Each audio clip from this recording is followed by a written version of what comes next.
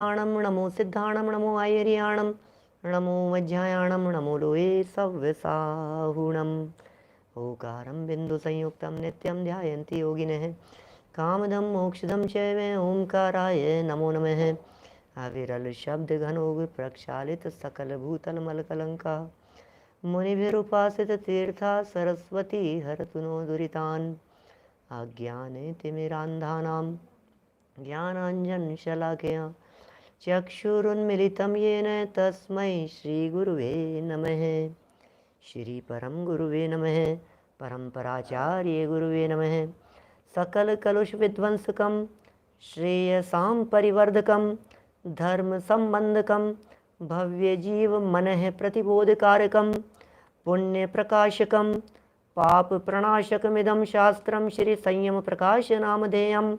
अस्य मूलग्रन्थकर्तारः श्री सर्वज्ञदेवास्तदुत्तरग्रन्थकर्तारः श्री गणधरदेवाः प्रतिगणधरदेवाः तेषां वचनानुसारमासाद्य आचार्य श्री कुन्दकुन्दामनाय आचार्य सूर्यसागरेण विरचितं श्रोतारः सावधानतया शृण्वन्तु।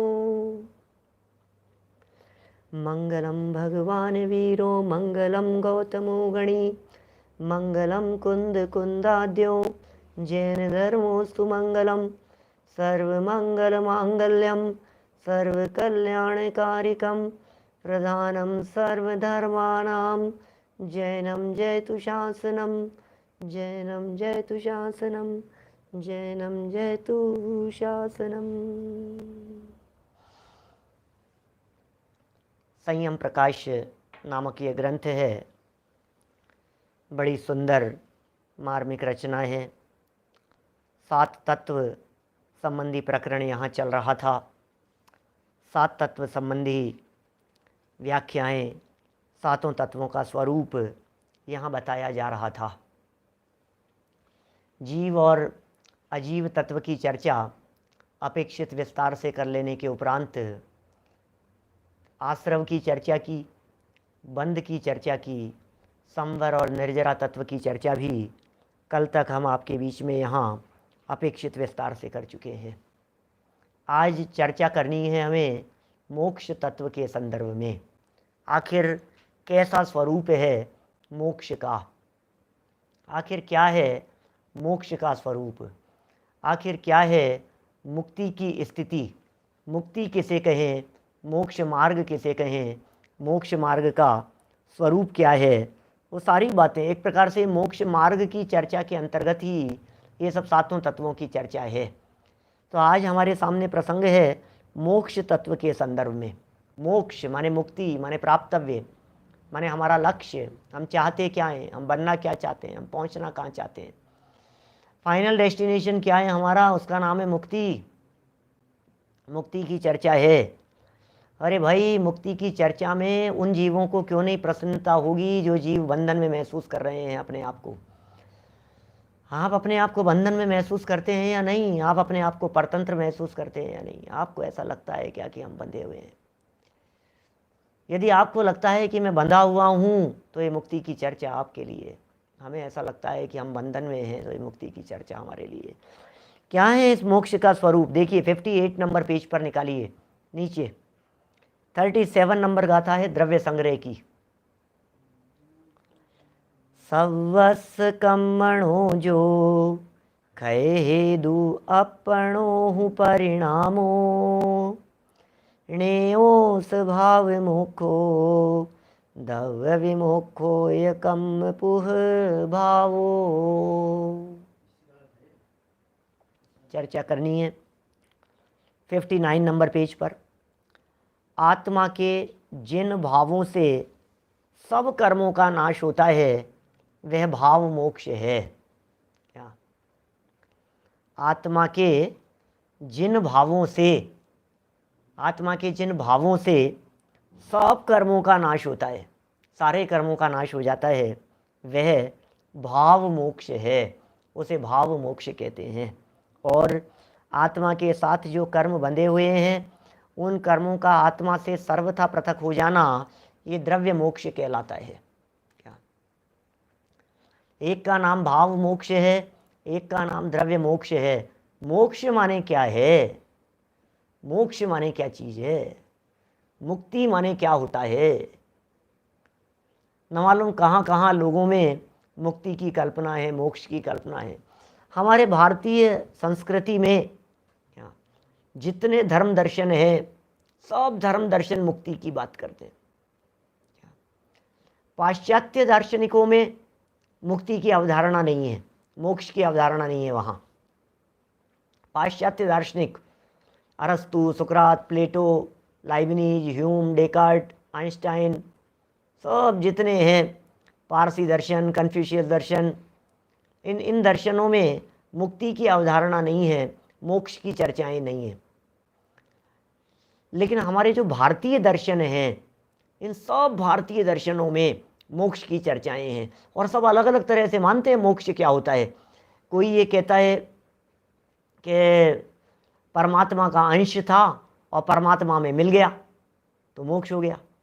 कोई कहता है मर जाता है तो यहाँ से एक ज्योत निकलती है और वो ज्योत ऊपर ज्योत में वो अखंड पिंड है, उसमें जाकर के मिल जाती है तो मुक्ति हो जाती है। सब तरह के लोग हैं, इस तरह के मानते हैं क्या, माने बहुत बहुत तरह की मान्यताएं हैं। अपने इसमें पुरुषार्थ सिद्धि उपाय में भी कुछ चर्चाएं पड़ी थी। खारपटीक मत वाले हैं कैसा मानते हैं, वेदांत अलग मानते हैं, सांख्य अलग मानते हैं, नैयायिक अलग मानते हैं, सब अलग अलग तरह से मुक्ति मानते हैं। बहुत सारे लोग तो देह मुक्ति को ही मोक्ष मान लेते हैं। यही तो कारण है जिसकी वजह से शमशान के दरवाजे पर लिखा रहता है मोक्ष द्वार। ये जो शमशान ले जाने वाली जो गाड़ियाँ आती हैं, उन गाड़ियों पर लिखा रहता है मोक्ष वाहिनी। लो, मोक्ष वाहिनी, गजब हो गया भैया। मोक्ष वाहिनी पर सवार होकर के जाएंगे तो हमें भी मोक्ष मिल जाए। मोक्ष वाहिनी, मोक्ष तक ले जाने वाली, मोक्ष धाम, मुक्ति द्वार, ये सब कैसे शब्द हैं ये। मुक्ति धाम, मोक्ष द्वार, मुक्ति मिल गई, देह से मुक्ति का नाम मुक्ति समझते हैं, मर गए तो मुक्ति मिल गई। बहुत सारे लोग सब तकलीफ में हैं, पीड़ा में हैं, कष्ट में हैं। अरे डॉक्टर साहब क्या करें, इनको तो मुक्ति दिला दो। अब ये मुक्ति, अब इनसे पीड़ा नहीं सही जाती तो इनको कोई एक ऐसे जहर का इंजेक्शन लगा दो जिससे ये मर जाएं, इनको मुक्ति हो जाए। तो दुनिया है भाई साहब, इस दुनिया में सब माल बिकता है। कई बार बात करते हैं ऐसी, सब माल बिकता है इस दुनिया में। सबको सुनने वाले हैं, सबको सुनाने वाले हैं, सबकी चर्चा करने वाले हैं। पूरे दुनिया भर में भांग पड़ी है, सब अपनी अपनी दृष्टि से बात करते हैं। यहाँ क्या कह रहे हैं, यहाँ कह रहे हैं आत्मा से कर्म का छूट जाना, उसका नाम मोक्ष है। दो तरह से मोक्ष की चर्चाएं शास्त्रों में आती है, एक है भाव मोक्ष और एक है द्रव्य मोक्ष। आपके ध्यान में होगा शुरू से इस प्रकार की चर्चाएं चल रही है, जिसमें ये कहा जा रहा है द्रव्याश्रव भावाश्रव, द्रव्य बंध भाव बंध, द्रव्य संवर भाव संवर, द्रव्य निर्जरा भाव निर्जरा। इसी तरह से यहाँ कह रहे हैं द्रव्य मोक्ष और भाव मोक्ष। ये चर्चा क्या है, द्रव्य मोक्ष और भाव मोक्ष। किसका नाम द्रव्य मोक्ष है, किसका नाम भाव मोक्ष है? बोले कर्मों से जहाँ प्रकरण होगा, कर्म के छूटने का, उसका नाम द्रव्य। कर्म बंधने का, कर्म चिपकने का, कर्म आते हुए रुकने का, कर्म धीरे धीरे छूटने का, सब द्रव्य की चर्चा है। अरे भाई, जहाँ पौद्गलिक कर्म प्रकृतियों की चर्चा हो, उस सब का नाम द्रव्य है, और जहाँ चेतन के परिणामों की चर्चा हो, उसका नाम भाव है। क्या चेतन के परिणामों की जहाँ चर्चा हो, वो भाव है। सकल कर्म ते रहित अवस्था, ये लिखा है दौलत राम जी ने, उसका नाम मोक्ष है। सकल कर्म ते रहित अवस्था, सो शिव थिर सुखकारी। ओहो, सकल कर्म ते रहित अवस्था। जय कुमार जी भाई साहब क्या कह रहे हैं, सकल कर्म ते रहित अवस्था, उसका नाम मोक्ष है। अरे भैया, कर्म मुक्ति ही मुक्ति है। मैंने एक बार दो श्वेतांबर न्याय के प्रकांड विद्वान आचार्यों के नाम बतलाए थे आपको। एक का नाम हेमचंद्र और एक का नाम हरिभद्र। बहुत 10वीं-11वीं शताब्दी के प्रकांड विद्वान न्याय शास्त्र के षट दर्शन समुच्चय जैसे ग्रंथ के लिखे गए एक बड़ा गजब का श्लोक उन्होंने लिखा, जो यहाँ इस प्रसंग पे याद आ रहा है मेरे को। न श्वेतांबरत्वे न दिगंबरत्वे न तर्कवादे न च तत्ववादे न पक्षपाताश्रयेण मुक्ति कषाय मुक्ति किल मुक्तिरेव। क्या क्या कहा? श्लोक है संस्कृत का, 1000 साल पहले, लगभग 800 900 साल 1000 साल पहले लिखा हुआ। क्या कहते हैं? न श्वेतांबरत्वे न दिगंबरत्वे न तर्कवादे न च तत्ववादे न पक्षपाताश्रयेण मुक्ति कषाय मुक्ति किल मुक्ति रेवे। बोले कषाय मुक्ति का नाम मुक्ति होता है। भाई साहब, आप किस मुक्ति की बात कर रहे हो? पक्षपात से नहीं है, तत्व के चक्कर में लड़ रहे हो, झगड़ रहे हो, माथे फोड़ रहे हो एक दूसरे के, इनसे मुक्ति नहीं है। मुक्ति किससे? कषाय मुक्ति का नाम मुक्ति है। ऐसा ही एक श्लोक लिखा, भव बीजांकुर जनना रागाद्याक्षय उपागता यस्य ब्रह्मा वा विष्णुर्वा हरो जनो वा नमस्तस्मै। क्या? भव बीजांकुर जनना रागाद्याक्षयम, जिसके राग द्वेष चले गए हो, जिसके कषाय चले गई हो, उसका नाम मोक्ष है। कषाय मुक्ति को मुक्ति कहते हैं, कर्म मुक्ति को मुक्ति कहते हैं, बंधन से मुक्ति का नाम मुक्ति है। बंधा था और बंध से सर्वथा रहित हो गया, इसका नाम मोक्ष है, इसका नाम मुक्ति है। देखिए 59 नंबर पेज पर तत्वार्थ सूत्र 10वें अध्याय का सूत्र यहाँ प्रस्तुत कर रहे हैं। तत्वार्थ सूत्र 10वें अध्याय का दूसरा सूत्र है। यहाँ 12 छप गया है गलती से, 12 तो सूत्र ही नहीं है 10वें अध्याय में। क्या? 10वें अध्याय का दूसरा सूत्र है, बंध हेतु भाव निर्जराभ्याम कृत्स्न कर्म विप्र मोक्षो मोक्ष है। क्या? बंध हेतु भाव निर्जराभ्याम, बंध हेतु भाव निर्जराभ्याम कृत्स्न कर्म विप्र मोक्षो मोक्ष है। बड़ा गजब का सूत्र है। उमा स्वामी आचार्य किस गहराई में बात करते हैं। बंध हेतु अभाव, बंध हेतु अभाव, बंध के हेतुओं का अभाव हो जाने पर निर्जराभ्याम, निर्जरा के द्वारा कृत्स्न कर्म विप्र मोक्षो मोक्ष है। अरे रे, क्या कह रहे हैं भैया। कृत्स्न शब्द पहले भी आया था, पता है कहाँ आया था? धर्माधर्मयो कृत्स्ने, ऐसा एक सूत्र आया है 5वें अध्याय तत्वार्थ सूत्र में। कृत्स्न माने, उस शब्द का अर्थ किया तिल में तेल की तरह, आमूल चूल पूरी तरह से लबालब 100%। तो कृत्स्न कर्म विप्र मोक्षो मोक्ष है, छोड़ देना माने पूरी तरह से समस्त कर्मों को नष्ट कर देना, सकल कर्म से रहित हो जाना, इसका नाम ही मोक्ष है। समस्त कर्मों से रहित अवस्था ही वास्तव में मोक्ष कहलाती है। क्या गजब गजब की व्याख्याएं हैं भाई साहब। कर्म से मुक्ति चाहिए हमारे को, कषाय से मुक्ति चाहिए हमारे को, राग से मुक्ति चाहिए। धर्मेंद्र जी, कौन सी मुक्ति की बात कह रहे हैं? बोलो साहब। संजय जी भाई साहब, कौन सी मुक्ति की बात कह रहे हैं यहाँ? बोले कह रहे हैं कृत्स्न कर्म विप्र मोक्षो मोक्ष है, समस्त कर्म से रहित अवस्था का नाम मोक्ष है। जब ज्ञानी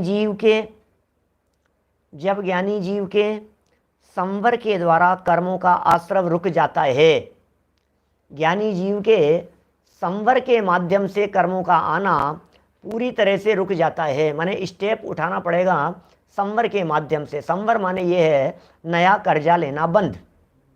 बड़ा गजब की व्याख्या शब्द थे कल। संवर माने क्या चीज है? नया कर्जा लेना बंद, संवर हो गया। नया कर्जा नहीं भैया, माथे पे कर्ज नहीं चढ़ेंगे। क्या? माथे पे कर्जा नहीं चढ़ेगा। अच्छा, तो ये कह रहे हैं नवीन कर्म बंध के कारणों का नाश हो जाता है संवर के द्वारा, अब नए कर्म नहीं बंधते। और जो कर्म पहले बंधे हुए हैं, जो कर्म पहले बंधे हुए हैं, पुराने बंधे हुए हैं, उनका अविपाक निर्जरा द्वारा आत्मा से धीरे धीरे छुटकारा हो जाता है। ओहो, क्या कह रहे हैं, क्या कह दिया भाई साहब। संवर के द्वारा तो नए आना बंद हो गए और निर्जरा के द्वारा पुराने बंधे हुए नष्ट हो गए, पहले बंधे हुए उनका अविपाक निर्जरा द्वारा आत्मा से धीरे धीरे छुटकारा हो जाता है। समझ गए ना? अविपाक निर्जरा तो कल चर्चा की थी। अविपाक निर्जरा बिना फल दिए हुए, बिना रिजल्ट के ही तप के माध्यम से, साधना के माध्यम से, ध्यान के माध्यम से जो पुराने बंधे हुए कर्मों का छूट जाना है, वो अविपाक निर्जरा कहलाता है। तब आत्मा का सभी कर्मों से छुटकारा हो जाता है। और यही मोक्ष है। आहा, समस्त कर्मों से छुटकारा हो जाता है, यही मोक्ष है। यदि यहाँ यह प्रश्न किया जाए कि जैन मत में अनादिकाल से आत्मा के साथ कर्मों का संबंध माना गया है, what are you saying sir? कर्म का संबंध तो अनादिकाल से है, और जिसकी आदि नहीं होती उसका अंत भी नहीं होता। कैसे कैसे बंद कर दोगे? कैसे छूट जाएगा कर्मों से? आप कैसे छूट जाओगे हमेशा के लिए? जिसकी शुरुआत नहीं है। आपके यहाँ पर जैन परंपरा में कर्मों को अनादिकाल से माना गया है। जब कर्म अनादिकाल से हैं तो फिर कर्म की मुक्ति कैसे हो सकती है? कर्म से कैसे छूट सकते हो? जिसकी शुरुआत नहीं होती उसका अंत भी नहीं होता। ऐसा जगत में देखा जाता है। जैसे सूर्य चंद्रमा को किसी ने बनाया नहीं है तो सूर्य चंद्रमा कभी नष्ट भी नहीं होंगे। सनराइज कब से हो रहा है? बोले अनादिकाल से। तो फिर कब तक होता रहेगा? बोले अनंत काल तक होता रहेगा। सनसेट बोले ऐसा ही है। बोले मून वो भी उसी तरह से है। बोले संडे मंडे ट्यूसडे, बोले ये यही प्रक्रिया ही यही है, विधि यही है, सारी दुनिया सृष्टि यही है, कुछ नहीं हो सकता है भाई साहब इसमें। क्या पूरी सृष्टि की प्रक्रिया इसी प्रकार की है, साइकिल इसी प्रकार से चल रहा है। जिसकी शुरुआत नहीं उसका अंत नहीं, ऐसा इनका मानना है। क्या ऐसा इनका मानना है? प्रश्नकर्ता का प्रश्न है, और प्रश्न तो लगता है भाई साहब बात तो सच्ची है यार। हाँ यार बिल्कुल भाई साहब, मेरा आदि है ना अंत, मेरा आत्मा अनंत। मेरी आदि भी नहीं है तो मेरा अंत भी नहीं होगा, शुरुआत भी नहीं है तो एंड भी नहीं है। जवाब बड़ा गजब का दिया है, सुनना भाई साहब। तो इसका यह समाधान है कि तत्वार्थ सार में कहते हैं, क्या कहते हैं? दग्धे बीजे यथात्यंतम प्रादुर्भवति नांकुरः, कर्म बीजे तथा दग्धे न रोहति भवांकुरः। कितना सुंदर श्लोक है। दग्धे बीजे यथात्यंतम प्रादुर्भवति नांकुरः, कर्म बीजे तथा दग्धे न रोहति भवांकुरः। क्या कह रहे हैं? जैसे बीज के उगने वाले आम्रादि वृक्षों से पहले बीज हुआ या वृक्ष, बोलो क्या कहना है भाई साहब? कर्मों के अनादिपने की सिद्धि करते हुए टोडरमल जी साहब ने मोक्ष मार्ग प्रकाशक ग्रंथ पेज नंबर 22 पर कर्मों के अनादिपने की सिद्धि की है। 22 नंबर पेज पर कर्मों के अनादिपने की सिद्धि। एक दो दिन पहले भी मैंने एक पंक्ति वहाँ की उठा करके बतलाई थी। प्रवचन सार तत्व प्रदीपिका टीका का प्रमाण था, नैवम अनादि प्रसिद्ध द्रव्य कर्म संबंधस्य तत्र हेतुत्वेनोपादानात्। ये तत्व प्रदीपिका टीका अमृतचंद्राचार्य की जो टीका है प्रवचन सार की, उसके आधार पर कथन था, नैवम अनादि प्रसिद्ध द्रव्य कर्म संबंधस्य तत्र हेतुत्वेनोपादानात्। प्रश्न उठाया, चर्चा उठाई कि पहले द्रव्य कर्म के पहले भाव कर्म। इसी तरह से यहाँ अलग तरह का प्रश्न उठा रहे हैं, बीज पहले कि वृक्ष पहले, अंडा पहले या मुर्गी पहले। ये प्रश्न उठाए जाते रहे हैं सदा से ही। बोलो कौन पहले? क्या अंडा पहले है कि मुर्गी पहले है? बीज पहले है कि वृक्ष पहले है? यदि वृक्ष पहले था तो बिना बीज के वो वृक्ष लगा कैसे? और यदि बीज पहले था तो बिना बीज के वृक्ष आया कैसे? प्रश्न है भाई साहब, और बड़ा ज़बरदस्त है प्रश्न। तो प्रश्न खड़ा होता है लोगों के चित्त में। तो ये कह रहे हैं भैया देखो दोनों अनादि से हैं, अनादि में इस प्रकार का प्रश्न उठता नहीं है। क्या क्यों का कोई उत्तर नहीं होता है। अनादि परंपरा के अंदर ये बात चलती नहीं है। अनादि है माने अनादि स्वीकार करो। क्या आज तक जवाब नहीं मिला ना, तो इसका जवाब यही है कि दोनों ही अनादि से है। क्या लेकिन टोडरमल जी ने पता है एक बड़ा गजब का जवाब दिया है। पेज नंबर 23 पर जाकर उन्होंने वहाँ बड़ा गजब का जवाब दिया। द्रव्य कर्म और भाव कर्म, द्रव्य कर्म से भाव कर्म होते हैं, भाव कर्म से द्रव्य कर्म होते हैं, द्रव्य कर्म से भाव कर्म होते हैं। उसके बावजूद टोडरमल जी साहब ने द्रव्य कर्म का अनादिपना सिद्ध किया है। क्या कर्म का अनादिपना सिद्ध करना था, वहां भाव कर्म को अनादि सिद्ध करना प्रयोजन नहीं था। पॉइंट ध्यान रखना, अनादि दोनों है, अनादि दोनों है, इसलिए खोपड़ी ज्यादा घुमाना मत। द्रव्य कर्म भी अनादि से हैं और भाव कर्म भी अनादि से हैं, दोनों ही अनादि हैं। लेकिन फिर भी टोडरमल जी साहब को सिद्ध ये करना था कि द्रव्य कर्म की अनादिपना, प्रकरण ये था वहां। तो पंडित जी साहब ने वहां बड़े गजब का तर्क दिया। उन्होंने कहा कि भाव कर्म को द्रव्य कर्म के पहले नहीं माना जा सकता। द्रव्य कर्म पहले मानने में तो कोई बाधा नहीं है, द्रव्य कर्म को अनादि मानने में कोई बाधा नहीं है। तो द्रव्य कर्म के निमित्त से भाव कर्म होते हैं, ऐसा मानना चाहिए। कि साहब क्या बात करते हो साहब, वो द्रव्य कर्म तो भाव कर्म से आए होंगे ना कि नहीं? सुनो तो सही, यदि भाव कर्म को द्रव्य कर्म से पहले माना जाए, समझना, तर्क दिया, बहुत गजब का तर्क है टोडरमल जी साहब का, एक बार प्रकरण गहराई से देखने योग्य है। टोडरमल जी साहब कह रहे हैं यदि भाव कर्म को, अब दो चीजें हैं, दो में से क्या पहले होने की संभावना है? दोनों अनादि हैं, एक जवाब तो ये हो गया। अब इसमें किसी को उलझना नहीं है, ठीक है ना? दोनों ही अनादि से हैं। अनादि परंपरा के अंदर कौन पहले और कौन बाद में, ये प्रश्न ही खड़ा नहीं होता है। इसलिए इस बात को तो एक बाजू में रख करके आप अपनी सेफ में, तिजोरी में लॉकअप कर लीजिए। अनादि में कौन पहले का प्रश्न नहीं उठता। Is it clear? अनादि में कौन पहले का प्रश्न नहीं उठता, और अनादि में कारण कार्यपना भी नहीं होता, दोनों ही अनादि से हैं। बात ही खत्म हो गई भाई साहब। इतनी बात पक्की कर लेने के बाद अब दूसरा पहलू बतला रहा हूं, इसलिए फर्स्ट चैप्टर को अपने दिमाग में क्लोज रखना, तालाबंद। क्या उसे तालाबंद रखना, उसे यहां नहीं उठाना भी बीच में। विनीत जी भाई साहब आगरा, सही कह रहे हैं आप, बिल्कुल यही तर्क दिया पंडित जी साहब ने कि अब भी ये बतलाओ, अब दो चीजें हैं, दो में अनादि की बात मत करो, अभी यहां की बात करो, किसको पहले माने? दो खड़े हैं, एक तरफ द्रव्य कर्म खड़ा है, एक तरफ भाव कर्म खड़ा है, किसको पहले माने? तो टोडरमल जी ने ये कहा, क्या टोडरमल जी ने ये कहा कि भाव कर्म को बाद में मानना, द्रव्य कर्म को पहले मानना। कि क्यों साहब? तो तर्क दिया उन्होंने कि द्रव्य कर्म के बिना भाव कर्म मान लेने पर ये भाव कर्म निमित्त के बिना हो जाएगा, भाव कर्म निमित्त के बिना हो जाएगा, और जो निमित्त के बिना होता है वो स्वभाव होता है। सबसे बड़ी समस्या आएगी, राग आदि के स्वभाव होने का प्रसंग आ जाएगा। ये तर्क दिया पंडित जी साहब ने। तो फिर प्रश्न उठाया, फिर खुद ने ही प्रश्न उठाया, तो फिर द्रव्य कर्म यदि अनादि से हैं तो उसमें नहीं आएगी ये समस्या।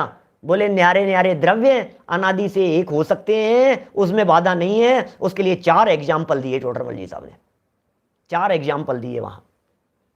तो उस कण का, किट्टी काली माँ का, सोना और किट्टी काली माँ का, दूध और पानी का, तिल और तेल का, 4 एग्जाम्पल दिए। तो फिर साहब कैसे मान रहे हो कि अलग है, न्यारे द्रव्य हैं, कैसे माना? बोले अनादि से तो एक साथ थे, लेकिन बाद में जब ये अलग अलग हो गए तो समझ में आया कि पहले भी अलग ही थे, अदरवाइज अलग कैसे होते? क्या बड़ी गजब की बातें हैं भाई साहब। बड़ा मज़ा आता है ऐसी बातों को जब गहराई से सुनते हैं, जब थोड़ा सा उपयोग एकाग्र करके समझने के लिए कोशिश करते हैं तो समझ में आती है यार ये कह क्या रहे हैं, ये कह क्या रहे हैं। टोडरमल जी साहब कह रहे हैं वो रागादि स्वभाव हो जाएगा यार, सबसे बड़ा चैलेंज ये है, ये क्यों नहीं समझ रहा है तू?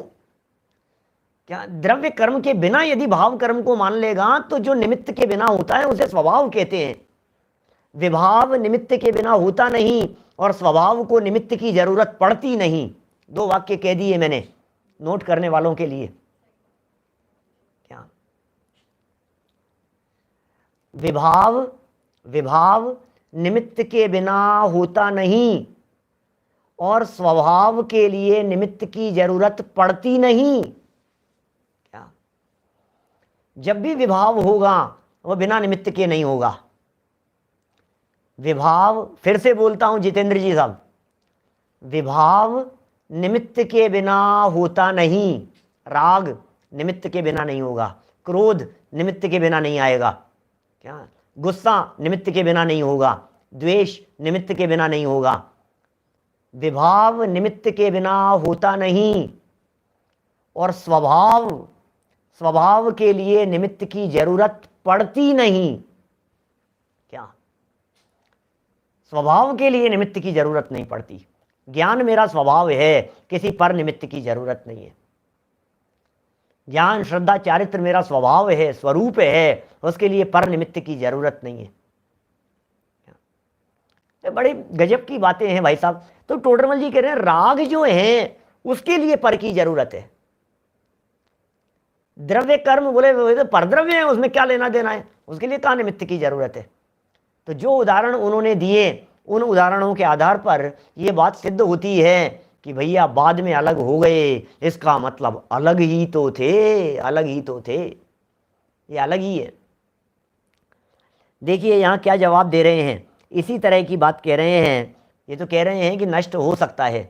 यहाँ जो तर्क दे रहे हैं ये अलग तरह की बात कह रहे हैं। ये कह रहे हैं अंतिम बीज बच गया था और वो नष्ट हो गया तो दोबारा संतति नहीं होगी। लो अब क्या कहें, संसार की जो संतति चल रही है, संसार की जो परंपरा चल रही है, बराबर बराबर बराबर बराबर ये जो परंपरा चल रही है, ये परंपरा कब मिटेगी, ये परंपरा कब टूटेगी? बोले एक को तो तोड़ना पड़ेगा भाई साहब। एक जगह कहीं तो ऐसा होगा जिससे ये परंपरा टूटे। राग द्वेष करता है, कर्म बन जाते हैं, कर्म का उदय आता है, फिर राग द्वेष हो जाते हैं, फिर राग द्वेष करता है, फिर कर्म बन जाते हैं। अब किसी जगह पर तो स्टॉप लगाना पड़ेगा। कि तूने भाव कर्मों के ऊपर स्टॉप लगा दिया और बोले जो द्रव्य कर्म थे पार हो गए। बोलो, पानी के अंदर हाइड्रोजन ऑक्सीजन को मिलाया नहीं है, परमाणु अलग हुए तो पता लगा कि अलग अलग ही थे। सही कह रहे हैं ज्ञाता भाई, ऐसा ही है स्वरूप। H2O फॉर्मूला पढ़ा है बचपन में साइंस में। तो देखो क्या कह रहे हैं, जैसे बीज से उगने वाले आम्रआदि वृक्षों में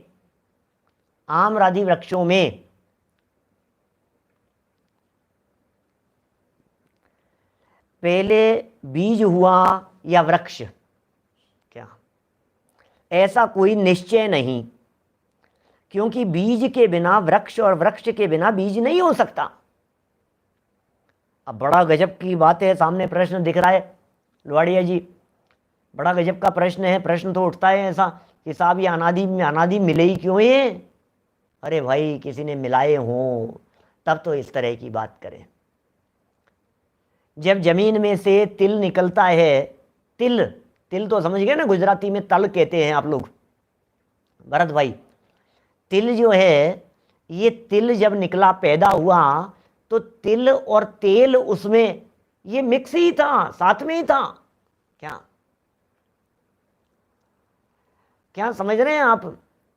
ऐसा नहीं कह सकते कि पहले तो अलग अलग थे और बाद में मिले थे। जन्म से ही, जन्म है ही नहीं, अनादि से ही मिले हुए थे। स्वभाव मतलब शुरू से ही मिले हुए थे, ऐसा समझना चाहिए। न्यारे न्यारे द्रव्य और मिले हुए ही हैं, न्यारे न्यारे द्रव्य मिले हुए ही हैं, भिन्न भिन्न द्रव्य, ऐसा ही स्वरूप है। देखिए, तो क्योंकि बीज के बिना वृक्ष और वृक्ष के बिना बीज नहीं हो सकता, अतः बीज वृक्ष का संबंध अनादि से है। तो भी था तो अनादि से, था तो पास्ट, इधर बैक में जाओ तो अनादि काल से। तो भी यदि किसी वृक्ष का एक ही बीज बचा हुआ हो तो क्या होगा बोलो? हैं? यदि किसी वृक्ष का एक ही बीज बचा हुआ हो, विवेक भाई कोलकाता से बोलो, लास्ट बीज बचा हुआ है किसी का, तो क्या करें? और उसे अग्नि में जला दिया जाए, अंतिम बीज को। तो इस अनादि से आए हुए बीज का अंत हो जाता है। ओहो, अंत हो जाता है। लास्ट जो था अब नया हुआ नहीं, तो लास्ट वाले का अंत हो गया, खत्म हो गई कहानी। अब आप क्या कर लोगे, आप कुछ भी नहीं हो सकता है। तो इसका मतलब ये है, अनादि से तो था, पहले से मिले हुए तो थे, लेकिन बाद में उन्हें अलग अलग किया जा सकता है। गाय के थन से जो दूध निकलता है प्रमोद जी भाई साहब, बिल्कुल पानी मिला हुआ ही निकलता है। सोने में से जब सोना जब निकलता है खान में से, माइंस में से, सोने की खदान में से जब सोने को निकाला जाता है, तो गोल्ड और किट्टी कालीमा, उसकी अशुद्धि, ये साथ ही निकलती है। ऐसा ही स्वरूप है। कोई व्यक्ति इस प्रकार की बात पूछे कि भैया वो खदान में जाकर वो किसने मिक्स किया, कि किसी ने नहीं किया, स्वरूप ही इसी प्रकार का है, तो फिर साहब ये कैसे मिले? अरे ऐसा ही है, इसी तरह का है, स्वरूप ही इसी प्रकार का है। क्या देखो, कई तरह के विकल्प उठते हैं ऐसे, काश अलग ही होते तो फिर संसार दशा ही नहीं होती। यदि जीव भी कर्म से अलग ही होता तो फिर संसार और मोक्ष का बंटवारा ही नहीं होता, फिर सुख दुख का हिसाब किताब ही नहीं होता, फिर चतुर्गति खत्म हो जाती, फिर कहाँ बंधन कहाँ मुक्ति, सारी बातें मिट जाती। फिर तो क्या होता बोलो? अनादि संबंधे च, तत्वार सूत्र का सूत्र है एक दूसरे अध्याय का, अनादि संबंधे च तेजस्मपि। तेजस और कारमान का जो संबंध है वो अनादि से है, दोनों ही शरीरों का। तो अनादि से फिर छूट गया तो पता लग गया अलग अलग थे। देखो बड़े सुंदर सुंदर बातें इस तरह की, इस तरह के नाटकीय प्रयोग समय सार के अंदर किए हैं। दो थे और एक का वेश बना करके आए। क्या? अब एक का वेश बना करके आए और लग ऐसा रहा है कि एक ही है, एक ही है, एक ही है, लेकिन सच में भाई वो दो हैं। जब पकड़ में आ गए तो छोड़ करके भाग जाते हैं। जीव और अजीव थे तो दो न्यारे न्यारे, और एकत्व पने का अध्यास हो जाता है इस जीव को, तो ये समझता है ये तो एक ही है, ये तो एक ही है, शरीर और आत्मा तो एक ही है। देखो मैं एक ही तो हूँ, मैं एक ही तो हूँ, ये भ्रम हो जाता है। अरे भाई ज्ञानी जीव पहचान लेते हैं भेद विज्ञान की कला के माध्यम से। ज्ञानी जीव जान लेते हैं, भेद विज्ञान का अभ्यास करते हुए वे पहचान लेते हैं, नहीं भैया जीव अलग है, शरीर अलग है। न्यारा न्यारा पकड़ में आ रहा है। भेद विज्ञान की छेनी, प्रज्ञा छेनी के माध्यम से जब विभाजन करते हैं तो दोनों न्यारे न्यारे नजर आते हैं, और जीव जुदा और पुद्गल जुदा जब ये न्यारे न्यारे नजर आते हैं, तो जिस प्रज्ञा छेनी से दोनों को अलग अलग किया था, उसी प्रज्ञा छेनी के माध्यम से जो अपना मूल तत्व था उसे ग्रहण कर लो, अपने में अपनापन कर लो, तन्मयता कर लो, आनंद का उपभोग करो। ऐसा है। ये चर्चा कितनी सुंदर है। देखो आप, जैसे अग्नि से जला दिया जाए, अंतिम बीज जो बच गया था उसे अग्नि से जला दिया जावे, तो इस अनादि से आए हुए बीज का अंत हो जाता है। इसी प्रकार संसार परिभ्रमण का कारण कर्म रूपी बीज भी ध्यान रूपी अग्नि से भस्म हो जाता है। आप जानते हैं अरु माने होता है बीज। क्या? अरु। अपने जो नमो अरिहंताणम बोलते हैं ना, नमो अरिहंताणम, इसी तरह से नमो अरहंताणम और नमो अरुहंताणम, तीनों शब्द मिलते हैं। अरिहंत, अरहंत और अरुहंत। मैंने बालबोध के जो प्रवचन हैं मेरे 2017 मार्च 17 में किए हुए, सब उपलब्ध हैं, बहुत सारे आप लोगों ने सुने भी होंगे, बहुत लोगों ने। प्रारंभिक प्रवचनों में चर्चा की है, प्रारंभिक कक्षाओं में। अरिहंत, अरहंत और अरुहंत। अरिहंत क्या चीज़ है? अरि माने है शत्रु, अरि माने शत्रु, और हंत माने नष्ट कर देना। तो कर्म रूपी शत्रुओं को जिन्होंने नष्ट किया हो वे हैं अरिहंत। क्या?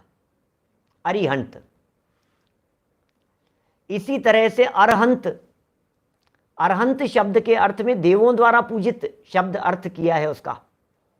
ऐसे एक अरुहंत अर्थ किया है। अरु माने होता है बीज और हंत माने नष्ट। जिन्होंने संसार के बीज को नष्ट कर दिया है, ऐसे अरुहंत हैं। वे भगवान हैं हमारे, चार घाती कर्मों को नष्ट कर देने वाले, संसार रूपी बीज जिनका नष्ट हो गया है। अभी जो श्लोक मैंने एक सुनाया ना आपको, भव बीजांकुर जनना, भव बीजांकुर, यहां भी शब्द का प्रयोग किया, नांकुर है। दग्धे बीजे यथात्यंतम प्रादुर्भवती नयंकुर है, नांकुर है, नय अंकुर है, अंकुर नहीं है। तो बीज जो था, भवांकुर शब्द का प्रयोग है, नीचे भी लिखा है ना इसमें। तो संसार के बीज का जिन्होंने नाश कर दिया है, संसार रूपी बीज ही नष्ट हो गया है, अब उगेगा कैसे? संसार का जन्म कैसे होगा? जन्म किस प्रकार से होवे? हम लोग चावल क्यों चढ़ाते हैं? इसीलिए तो चढ़ाते हैं कि दोबारा जन्म नहीं होता है उसका। अजन्मा है वो, अक्षत है वो, अक्षत उसका अखंडपना है, उसका दोबारा जन्म नहीं होता है। चावल को यदि आप बोएंगे तो वो उगेगा नहीं, छिलका उतर चुका है उसके ऊपर से, अब वो जन्म नहीं लेगा, अजन्म स्वरूप वो हो गया है। ऐसी ही स्थिति यहाँ संसार का बीज क्या है, संसार का कारण क्या है भाई साहब, ये बतलाइए, बोलो संसार का कारण क्या है? तो ये कह रहे हैं संसार का कारण है राग द्वेष, संसार में रहने का किराया है मिथ्यात्व, मिथ्यात्व रूपी किराया देना बंद किया, अब थोड़ा थोड़ा सा रागाधिक चारित्र मोह की कमजोरी से दिए जा रहे हैं, अब बोले पूरी तरह से नष्ट हो जाएगा, मुक्ति की प्राप्ति हो जाएगी, और क्या है? मोह राग द्वेष तो मूल है संसार के। तो मोह राग द्वेष को जिसने सदा सदा के लिए नष्ट कर दिया है, उसे व्यक्ति को मुक्ति की प्राप्ति हो जाती है। वो बीज है, कैसे नष्ट किया जाता है वो बीज? कि साहब यहाँ तो बीज दिख रहा था और हमने उसको नष्ट कर दिया। ये पेड़ था, इस पेड़ के बीज को हमने नष्ट कर दिया। ये बीज दिख रहा था हमारे को, क्या करें? अरे यार इन बीज को जला दो, दियसलाई माचिस की तिल्ली से हमने उसको जला दिया तो खत्म हो गया भाई साहब। क्या तो ये जला दिया, हमारे को दिख रहा है कैसे जलाया जाता है, कैसे नष्ट किया जाता है। अब प्रॉब्लम ये है, कर्म रूपी बीज को कैसे जलाएं, राग रूपी बीज को कैसे जलाएं, कर्म रूपी बीज को कैसे नष्ट किया जाता है, उसकी क्या विधि है? तो बोले उसकी विधि ये कह रहे हैं, संसार परिभ्रमण का कारण कर्म रूपी बीज भी ध्यान रूपी अग्नि से भस्म हो जाता है। क्या ये ध्यान रूपी अग्नि से कैसे भस्म हो जाता है? क्या ध्यान रूपी अग्नि से किस प्रकार से भस्म हो जाता है? आप जानते हैं, ध्यान कहते हैं एकाग्र चिंता निरोधो ध्यानम, ये ध्यान का लक्षण है। तत्वार सूत्र 9वें अध्याय से, उत्तम संगननस्य एकाग्र चिंता निरोधो ध्यानम अंतर मुहूर्तात्, ये पूरा सूत्र है।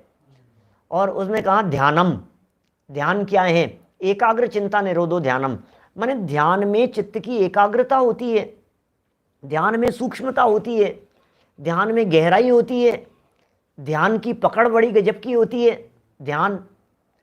ध्यान फैले हुए अपने उपयोग को समेटकर जब कंसंट्रेट किया जाता है तो वो ध्यान है। बिल्कुल वही प्रक्रिया है जो कभी बचपन में आपने की होगी। क्या मोक्ष भाव निजवास, किस तरह से, क्या प्रक्रिया? वो लेंस लेकर के आपने कभी उसको सूर्य से पड़ने वाली किरणों को आपने एकत्रित करके उसका एक राइट एंगल बनाकर जलाया होगा आपने कभी किसी कागज को, रुई को, बिल्कुल आग लग जाती है एकदम। ये क्या हुआ? सूर्य की किरणें, आज सोलर का कितना प्रयोग किया जा रहा है, आज अग्नि है वो, उसका उपयोग किया जा रहा है, लाइट बन रही है सोलर से, सौर ऊर्जा का प्रयोग किया जा रहा है। तो उसको सबको क्या किया? फैली हुई थी भैया, फैली हुई थी, माचिस की तिल्ली जल जाती है कंसंट्रेट करके, उसको क्या कहेंगे, उसको समेट कर, उन किरणों को जैसे आपने समेटा तो समेटते ही वो माचिस की तिल्ली जल जाएगी, कागज जल जाएगा, रुई जल जाएगी, आग लग जाएगी। ये क्या हुआ? इसी तरह से हमें क्या करना है, हमें क्या करना है भाई साहब? उत्तल लेंस कहते हैं, बिल्लोरी ग्लास कहते हैं, जो भी शब्द दो उसे। तो क्या है चक्कर? चक्कर ये है, हमारा जो ज्ञान है ये ज्ञान बटा हुआ है। किस में बटा हुआ है? चक्षु इंद्रिय के माध्यम से देखने में लगा है, कर्णेंद्रिय के माध्यम से सुनने में लगा है ना, स्पर्शन इंद्रिय का अनुभव कर रहे हैं, तो हमारा जो ज्ञान है वो पांचों इंद्रियों और मन के माध्यम से विभक्त है, चारों तरफ बटा हुआ है, फुर्सत नहीं है। दादा ने एक बहुत सुंदर एग्जाम्पल दिया धर्म के 10 लक्षण में, उत्तम ब्रह्मचर्य नाम का धर्म के प्रकरण में। उन्होंने कहा एक सेठ बैठा हुआ है और उसके बैठे बैठे सामने उसके 5 टेलीफोन लगे हुए हैं, और एकदम टेलीफोन की घंटी बजी और उसने उठाया, और इससे बात करके रख नहीं पाता है, इससे पहले नई घंटी बज जाती है, इसको उठा करके रखता है इधर, फिर ये चालू हो जाता है, ये लगा रहता है। ऐसा उदाहरण दिया उन्होंने वहाँ। बोले क्या करें, हमारे उपयोग को तो इंद्रियां खाए बैठी है, निरंतर हमारी इंद्रियां, इंद्रियों के विषय, इंद्रियों का व्यापार, ये हमारे उपयोग को खाए हुए बैठा है। इसलिए भैया इंद्रियों को हावी मत होने दो, स्वयं हावी हो जाओ इंद्रियों के ऊपर, कभी हावी मत होने दीजिए। कभी चक्षु इंद्रिय हावी हो जाती है, कभी दृश्य हावी हो जाते हैं, कभी म्यूजिक हावी हो जाता है, कभी स्पर्शन इंद्रिय के विषय हावी हो जाते हैं, कभी रसना इंद्रिय के विषय हावी हो जाता है। टोडरमल जी ने कहा झपट्टे मारता है, ऐसा हापटे मारता है, ऐसे ऐसे शब्द हैं, पुराने शब्द।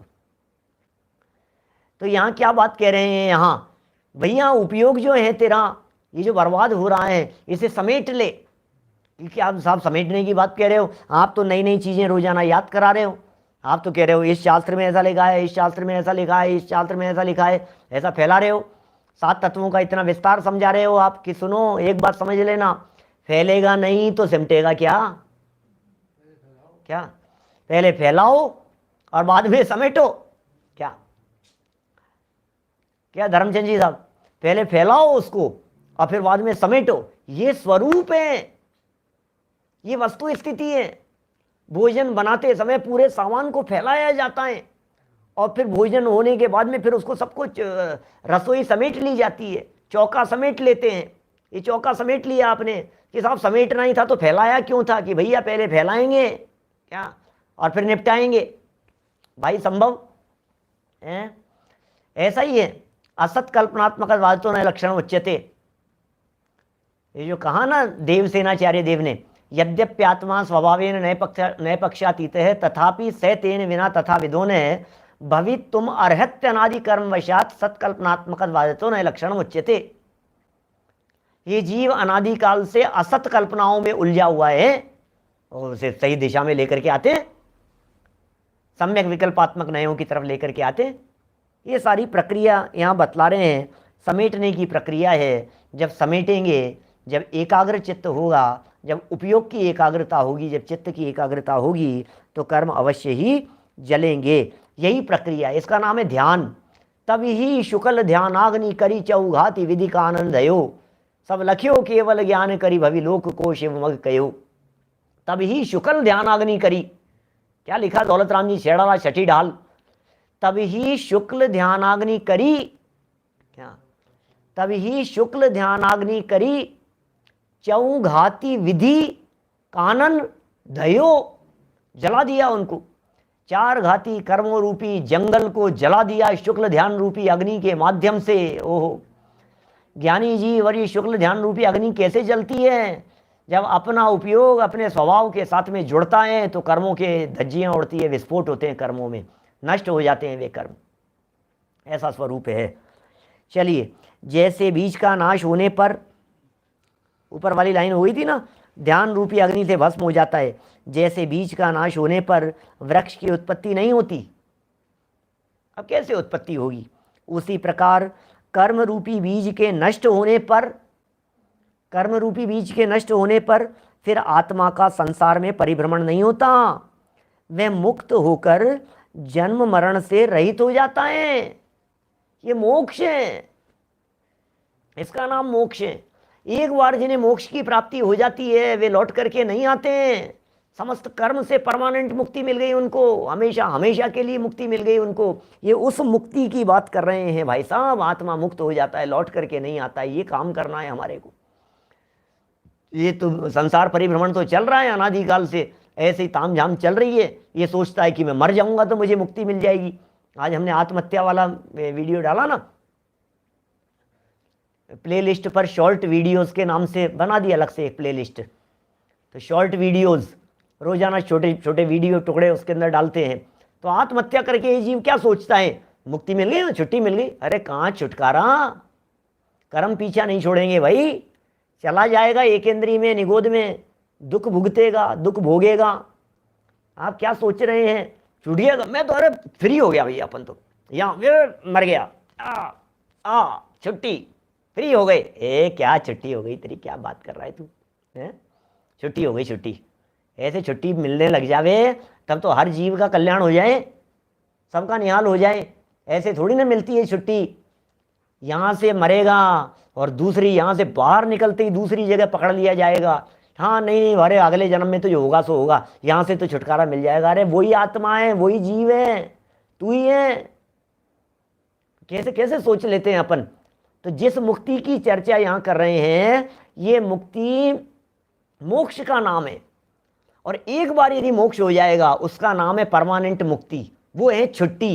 एक बार छुट्टी मिल गई, रही है अनंतानंत काल, यथा तथा शिव परिणये, यथा तथा शिव परिणये, जैसे के तैसे अनंतानंत काल, अनंतानंत काल, अनंतानंत काल। फिर लौट कभी नहीं आएंगे इस संसार में, इस संसार में लौट करके कभी नहीं आएंगे।